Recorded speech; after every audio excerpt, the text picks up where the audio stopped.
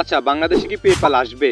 এই চিন্তায় আমাদের অনেকের খাওয়া দাওয়া এমনকি ঘুমও হারাম হয়ে গেছে। আর আজকে আপনাদের ঘুমকে আরেকটু হারাম করতে What? Bro, what are you talking about, man?